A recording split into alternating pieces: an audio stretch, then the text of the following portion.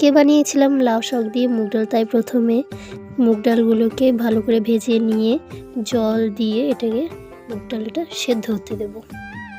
সেদ্ধ হয়ে গেলে এর মধ্যে কাঁচা লঙ্কা নুন দিয়ে আরেকটু সেদ্ধ করে নামিয়ে নিলে তারপর ডাল ঘুটনি দিয়ে ঘুটে নিয়ে এর মধ্যে হলুদ দিয়ে গুলিয়ে নিতে হবে। তারপর ওই কড়াইয়ে আরেকটু সর্ষের তেল দিয়ে শুকনো লঙ্কা 5 ফোড়ন দিয়ে ভালো করে ভেজে নিয়ে এর মধ্যে জিরে আর আদা বাটা দিয়ে ভালো করে ভেজে নেব। ভাজা হয়ে গেলে ডালটা দিয়ে দেব, দিয়ে নাড়াচাড়া করে নেব।